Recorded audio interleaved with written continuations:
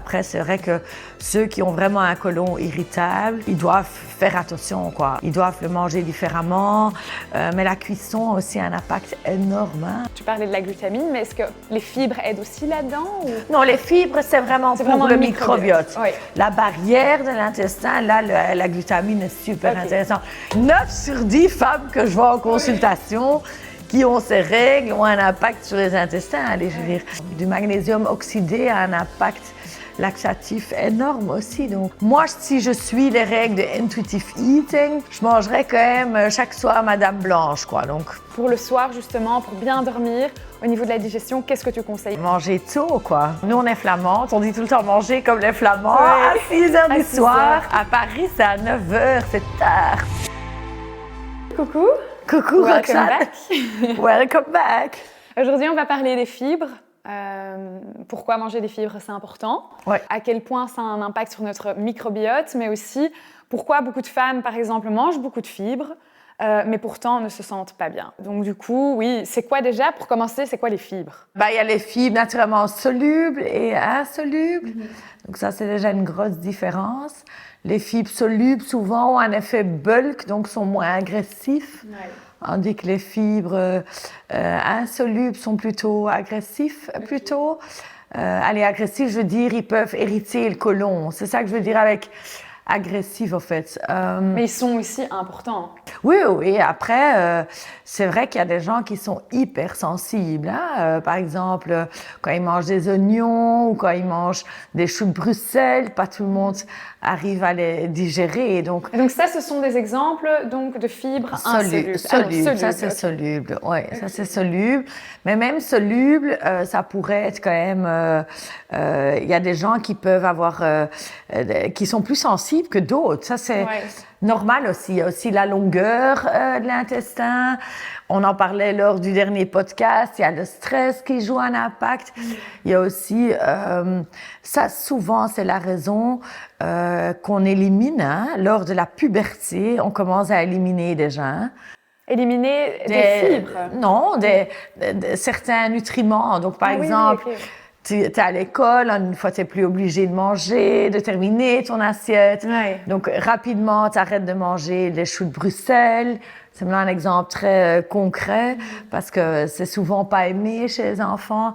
Et une fois que tu n'habitues pas ton corps à manger des choux, par exemple, il n'a plus l'habitude de les digérer non plus. C'est ça. Donc ça, c'est aussi un impact. Hein? Donc, c'est pas uniquement est-ce que tout le monde doit digérer, tout le monde gère les fibres solubles, insolubles. Ça dépend aussi de la phase, moi je trouve de la puberté surtout, quand on choisit en effet d'éliminer quelques nutriments et qu'après on n'arrive plus à les manger. Mais après, c'est aussi le stress, la prise de médicaments.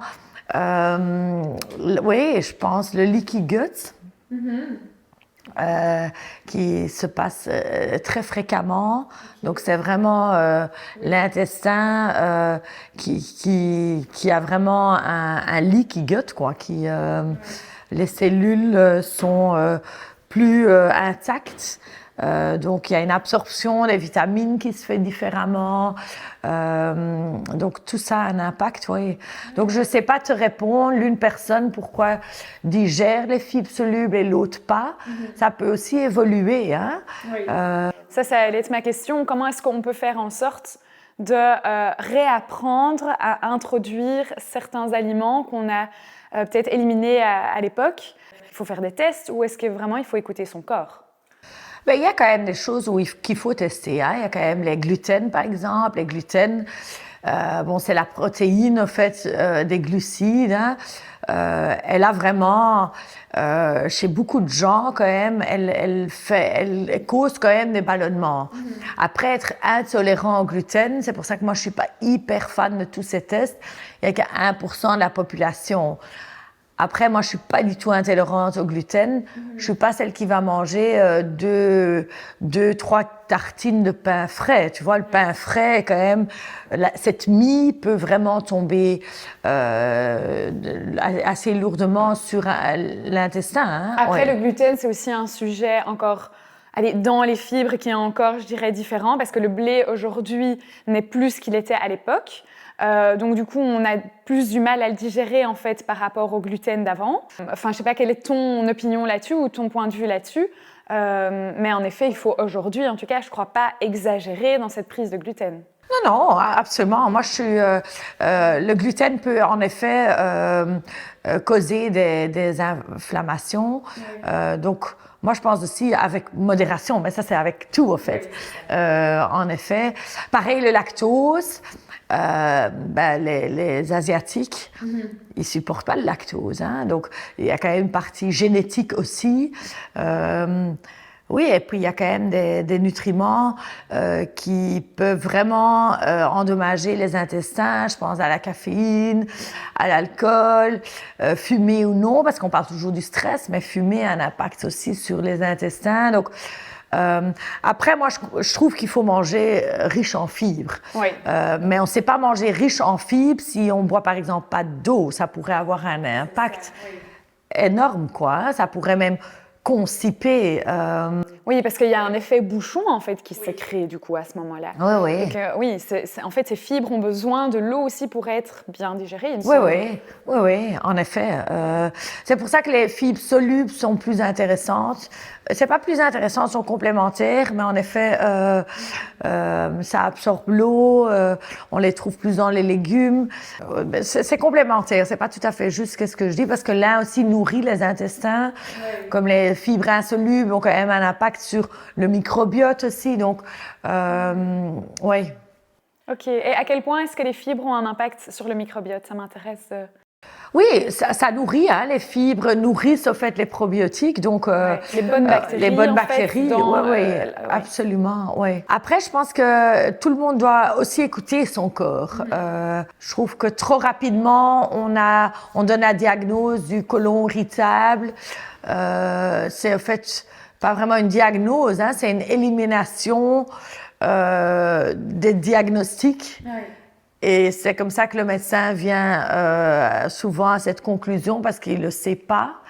Mais il y a tellement de choses. Moi, j'ai eu récemment une patiente, par exemple, qui avait tout le temps le contraire, en fait, des selles trop liquides, presque la diarrhée. Mais elle prenait trop de magnésium, par exemple. Du magnésium oxydé a un impact laxatif énorme aussi. Donc, il faut poser les bonnes questions, quoi, les bonnes questions. Après, il y a aussi, par exemple, la pomme. La pomme est traitée avec beaucoup de pesticides, etc. Moi, je la digère. Je suis incapable de la digérer si j'ai pas pelé la pomme. Et je suis pas la seule. La pomme, c'est vraiment quelque chose qui... À cause des pesticides ou alors à cause des fibres qui sont dans la pelure? Les deux. Mais il faut pas oublier aussi l'impact des pesticides. Mais les deux. Mais ça, c'est quand même très intéressant parce que vraiment, chaque personne est différente. Oui. Tu peux pas dire, voilà, en fait, toi, il faut juste commencer à manger plus de fibres. Et alors, à côté, il y a une personne qui mange énormément de fibres, mais qui a aussi des problèmes de ballonnement, par exemple. Enfin, oui, c'est intéressant de vraiment essayer de comprendre chaque personne en détail et de... Oui, parce que tu parlais alors aussi de varier les fibres un maximum pour éviter en fait que déjà ton intestin s'habitue trop à avoir les mêmes fibres. Oui. Oui. Mais varier, c'est toujours la base. Et même, moi, j'aime pas trop, on élimine trop facilement le tout. Je trouve un bel exemple, l'ail, par exemple. L'ail, c'est super intéressant pour la circulation sanguine. Mais il y a différentes... L'ail en poudre, par exemple, c'est beaucoup moins digeste. L'ail confit, c'est beaucoup plus digeste, au fait. L'ail frais, ça, c'est autre chose. Par exemple, là, c'est encore... là, naturellement, il y a l'odeur aussi. Oui. Mais donc, il faut aussi savoir comment on s'est mangé. Pareil, le paprika, par exemple. Il y a des gens qui, à la place de l'éliminer tout de suite, il y a des personnes qui ne la supportent pas du tout crue. Ben, on sait facilement la cuire dans le four. C'est ça. Et elle est alors beaucoup plus digeste. Donc, avant de décider, je vais éliminer, c'est quand même intéressant de voir d'autres types de cuisson aussi. C'est ça. Vachement intéressant. Et tu parlais de l'importance ou de l'intérêt de l'ail. Moi, je me souviens, mon prof, quand j'étais en train de faire mes études en nutrition, nous conseillait vraiment de prendre une gousse d'ail le matin mais avec de l'eau comme une pilule en fait, pour vraiment améliorer son immunité. Donc oui, je trouvais ça très intéressant. De l'ail confit, honnêtement, moi j'en utilise beaucoup, quoi. Tu sens pas, c'est digeste. Et oui, c'est hyper intéressant. Oui, c'est pareil. C'est pareil les oignons, hein, les oignons crus. Je comprends que c'est un peu digeste, mais c'est quand même hyper intéressant aussi pour le corps. Donc très facilement, tu peux les mettre par exemple dans du vinaigre de vin. C'est super bon et ça fait en sorte que l'oignon est plus digeste. Donc c'est comme ça des petites astuces qui font en sorte qu'il faut pas éliminer et que tu as quand même une alimentation variée, riche en fibres parce que voilà, c'est quand même... Mais c'est intéressant que tu parles aussi d'élimination. Parce que souvent, en fait, les gens vont vite faire des tests pour essayer de comprendre s'ils ont des intolérances. Mais moi, je suis vraiment convaincue qu'en fait, nous, on est la meilleure personne pour comprendre notre propre corps. Et donc, du coup, peut-être à un moment donné, éliminer certains aliments et après quelques semaines, les réintroduire pour voir comment notre corps réagit. Peut-être les réintroduire de différentes manières, une fois cuit, une fois confit ou une fois cru, enfin, voir un peu comment... Mais je trouve que ça, c'est aussi une très bonne, un très bonne astuce aussi pour comprendre qu'est-ce qui nous convient ou pas, en fait. Oui, parce qu'une fois qu'on commence à éliminer, ça a un impact aussi sur... le mental, en fait, c'est plus aller au resto, c'est trop compliqué. Donc, je trouve que trop facilement on dit éliminer, et c'est facile, hein. En effet, hein, si on élimine tout et qu'on mange très peu varié, très peu varié, on va toujours manger la même chose et on va se sentir mieux à court terme, mais ça a un impact sur le mental parce que socialement c'est très compliqué, aussi sur l'immunité parce que tes intestins, oui, c'est la barrière immunitaire aussi, donc ça a un impact sur beaucoup de choses. Donc, je pense que c'est trop facile de dire il faut éliminer. Après, tout le monde a des sensibilités, mais il faut pas le faire trop rapidement, non. Non, entièrement d'accord. Après, il y a quand même des choses alternatives, du lait végétal versus du lait normal. Je pense que après, il faut faire attention aussi. Le lait de soja, par exemple, a un impact sur les hormones de la femme. Donc, oui, je pense que... Oui, et puis dans les laits végétaux aussi, souvent, il y a beaucoup de sucre, même aussi des graisses saturées qui ont été rajoutées pour qu'il y ait un meilleur goût, mais aussi une plus longue shelf life. Donc du coup... ça je savais pas. Oui. Ok, top. Okay, oui. Non, mais c'est vrai, absolument. Donc oui, pour répondre à ta question, manger riche en fibres, c'est vrai, c'est intéressant pour tout le monde. Après, c'est vrai que ceux qui ont vraiment un côlon irritable, ils doivent faire attention, quoi. Ils doivent le manger différemment. Mais la cuisson a aussi un impact énorme, hein. Est-ce qu'on cuit les légumes al dente ou pas al dente? Donc, tout ça dépend aussi. Mais trop rapidement aller éliminer, c'est bon pour rendre cet intestin vraiment faible, en fait. Mais encore une fois, l'intestin, t'as la partie digestion, mais t'as la barrière de l'intestin. Et là, on oublie parfois de travailler sur la barrière de l'intestin. Donc, tu as en effet les enzymes pour la digestion, tu as ton microbiote, hein, les bactéries, etc. Pour les intestins, mais la barrière, elle est clé, quoi. Et ça, c'est intéressant de travailler avec la glutamine, par exemple, faire en sorte que les tight junctions des intestins soient bien intacts. Oui, j'allais demander comment est-ce qu'on peut prendre soin en fait de cette barrière, parce que là on a parlé du microbiote, donc c'est les bactéries qui sont dedans, dans l'intestin. Mais alors justement, avec l'alimentation, comment est-ce qu'on peut faire attention à cette barrière? Donc tu parlais de la glutamine, mais est-ce que les fibres aident aussi là-dedans ou... Non, les fibres, c'est vraiment pour le microbiote. Oui. La barrière de l'intestin, là, la glutamine est super intéressante. Il y a même des gens ou des femmes qui prennent du collagène hydrolysé. Dans le collagène hydrolysé, il y a aussi un peu de glutamine qui ont un impact positif sur les intestins. Donc, c'est... très intéressant. Et alors, je voulais aussi parler du fait qu'en fait, il y a quand même beaucoup de femmes aujourd'hui qui se sentent ballonnées, qui ont des problèmes digestifs. Comment ça se fait? Est-ce que c'est hormonal? Parce que c'est quand même plus souvent que l'homme. Oui, mais ça, c'est une bonne question. Donc, non, c'est pas la réponse que c'est hormonal, mais c'est un impact d'office. Lors des règles, du cycle, tu as vraiment un impact sur les intestins.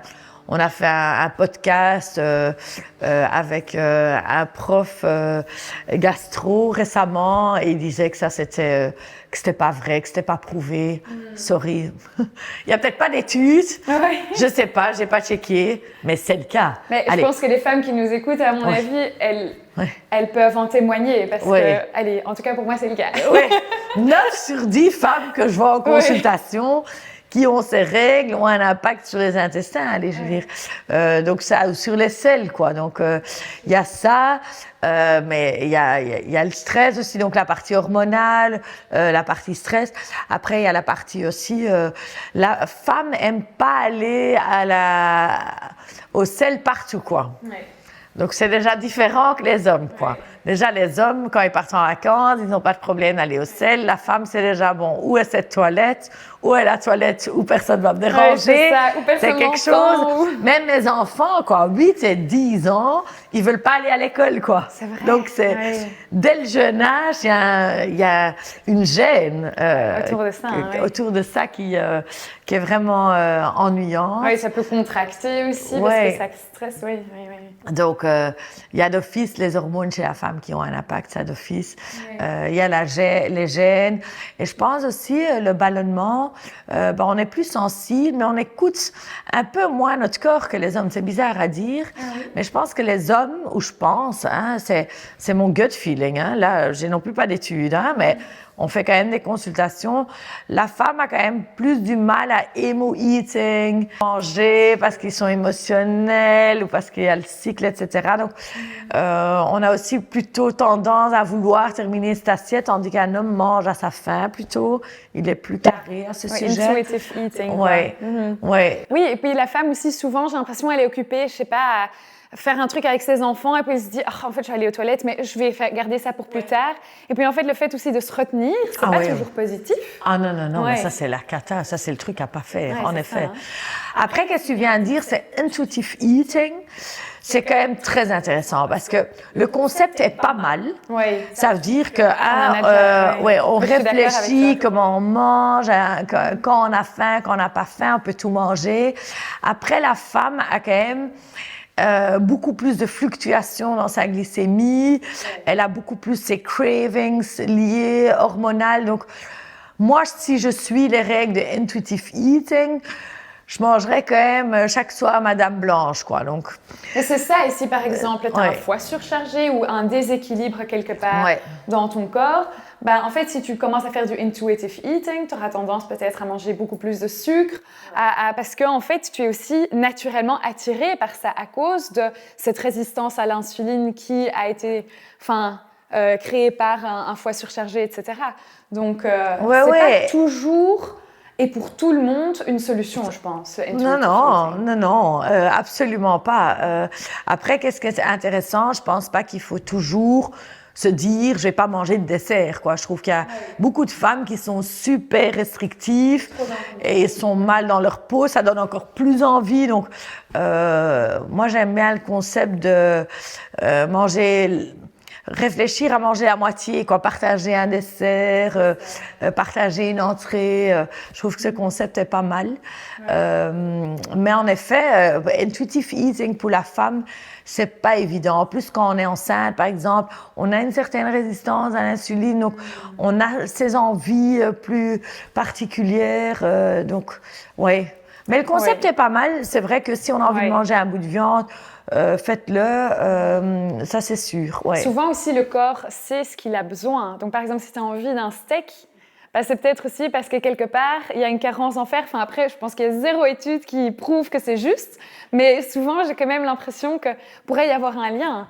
Non, mais en parlant de intuitive eating aussi, moi j'ai l'impression que parfois on est attiré par certains aliments, mais je sais pas, je crois qu'il n'y a aucune étude qui n'a été prouvée par rapport à ça, mais j'ai l'impression que c'est quand même notre corps qui nous donne un signal. Par exemple, quand on a envie d'un steak, c'est en mode on a besoin de fer en fait. Ou on a envie de je sais pas, des légumes verts, on a besoin d'antioxydants. ou chocolat, c'est le magnésium. Je sais pas, mais parfois je me dis que, oui, après... J'appelle ça du emo-eating. Ça, c'est du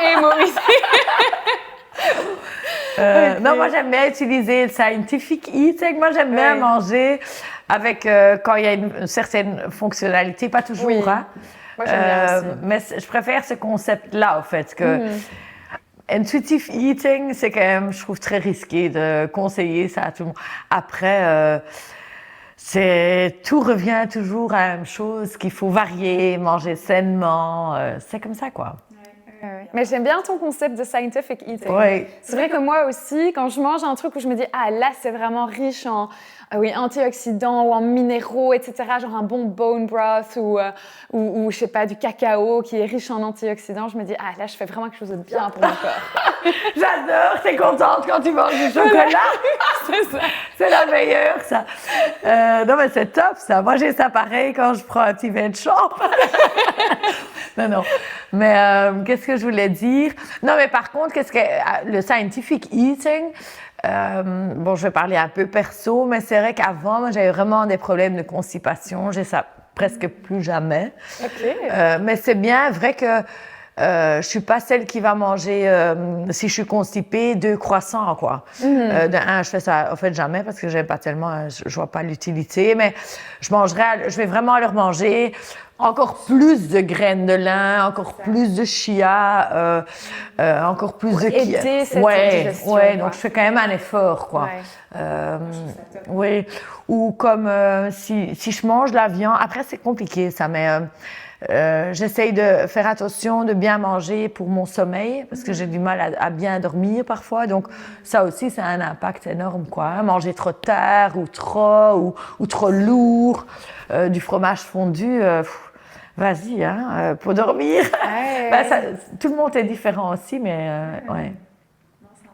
Oui, c'est intéressant. Donc, écoutez son cas. Mais même en consultation, je suis toujours étonnée quand les gens font pas le lien. « Ah, j'ai pas dormi de la nuit. » Et alors, je dis « Oui, non, mais t'as mangé quoi la veille? »« Ah, j'ai mangé une raclette ou une fondue au fromage. » Ben oui, c'est ça la raison. C'est pas, oui. Donc, on va pas traiter avec des médicaments pour dormir. On va plutôt traiter la digestion ou parler de ça d'abord, quoi. Ouais. Pour donner un dernier petit conseil à nos écouteurs, qu'est-ce que tu conseilles, enfin, pour le soir justement, pour bien dormir, au niveau de la digestion, qu'est-ce que tu conseilles? Il faut manger idéalement combien d'heures avant d'aller dormir? Et qu'est-ce qu'en fait il faudrait avoir sur son assiette? Bon, après, il y a de plus en plus de femmes aussi qui travaillent, etc. Donc, mais manger tôt, quoi. Bon, nous, on est flamandes. On dit tout le temps manger comme les Flamands à 6 heures du soir. Le rêve, moi j'adore ça. À Paris, c'est à 9 heures, c'est tard, quoi. Donc oui, au plus tôt, au mieux, hein, oui. Il n'y a pas photo. Et en effet, pas trop lourd, quoi. Trop lourd. Oui, pas trop lourd, hein, le soir. Donc des fibres quand même le soir, important. Oui, des légumes, une petite protéine. Oui. Mais c'est pas le soir qu'il faut manger un spaghetti carbonara avec une dame blanche. Ok, alors merci beaucoup. Super Amandine. intéressant. Très intéressant. Merci. À nouveau. Merci beaucoup et à très vite. Salut, bye bye.